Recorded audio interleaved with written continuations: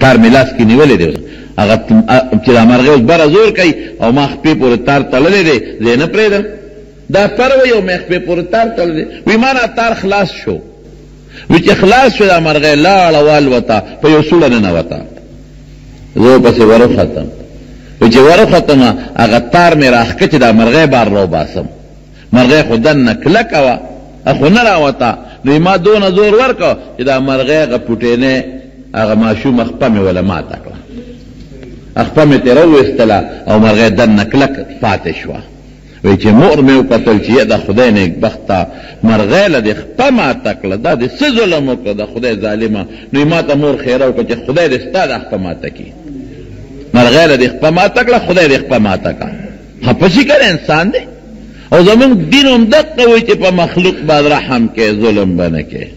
دا د نبی کریم صلی الله علیه وسلم فرمان دی چې په مخلوق به رحم نه کې په بخاري شریف کې حدیث دی یو ښځه په لاره روانه و ډېره زیاته ګناهګاره وه ډېره ګناهګاره او یو کوي ته اوبو ته تږې شوه نو د کوي غاړې له ورله چې ویې کتل نو په کوي برقه نشته نو دې ښځې خپله موزه وویسته او لوپټې پورې وتړله او اوبې پکې راوویستلې هغه اوبې وڅښلې چې ویې کتل نو یو سپی دی د کوي دا خټې خوري د تندې د لاسه دومره تږې دی دا ښځه وایي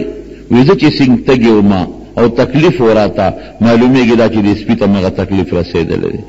دا هم جوړ د تندې نه ډېر تنګ دی نو دې دوباره موزه ورښکته کړه او په هغه موزه کې اوبه راویستې هغه سپي ته چې د ډنډوکې کې واچولې هغه سپي اوبه وڅښلې نبي علیه السلام فرمایي وی د هغه سپي باندې چې هغه ګناهګارې ښځې کوم رحم وکړ د هغې په برکت هغه ښځه الله وبخله صحابه ورته وایي وی مونږ ان لنا فی البهایم اجرا وی په حیواناتو کې هم ثواب شته نبی علیه السلام وفرمایل او فی کل ذات کبد رتبت په هر جمدی شي کې اجرون ستا ثواب شته چې رحم پې وکړې او همدقه بخاري شریف کې حدیث دی چې یو ښځه مې ولیدله په جهنم کې مې ولیدله او پیشو ورپسې نښتې و چکونه یې پې لګول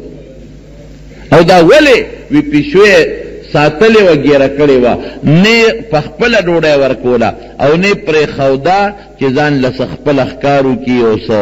حشرات د ځمکې او څه اخري او ځان پې د لوږې نه بچ کړي نو هغه پیشو د لوږې مړه شوه د هغې پیشو بېرحمۍ کې هغه ښځه الله دوزخ ته دننه کړه او هغه پیشو یې پې مقرره کړه چکونه پې لګوي رحم به کې بهر کې وی مور راته خیره وکړه چې د دې مرغۍ خپلې ماته کړه ظالمه خپلې ماته شه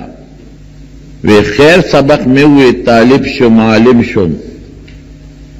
یو ځل په اس باندې روانم او اس له مې منډه ورکړه وی په اوچه ډاګه ځمکه اس را پرېوته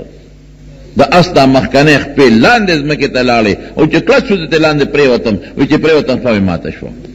اقه خپه مې ماته شوه چې د مرغۍ ما کومه ماته کړې وه او د دنیا علاجونه مې وکړل ټیک نه شو دا ولې دا د مور خیره نو مور کوشش کوه بعضې سپېره خلک دته دا مور د نظر نه یو نوکره ښکاري دا مور ورته یو وینځه ښکاري دی په خپله نشه کې د مور پروا نه ساتي دی خو په نشه کې دی وخت کې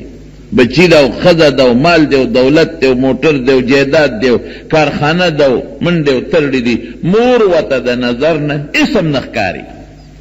هېڅ نظر مور ته نه ګوري دې وخت کې خو دې په جوش کې دی لیکن الله خو هر څه نه که نه زمانه خو تیریږي که نه داسې به خروستو راشي چې بیا بس د مور که په خولې سونه وي خو د زړه نه خو خفګان وځي که نه ډېرې میندې وي نیکانې ښځې وي په خوله باندې خیره نه کوي بچو ته خو زړه یې درد وکړي زړه یې خفه شي او الله خو د انسان په زړه باندې هم خبردار دی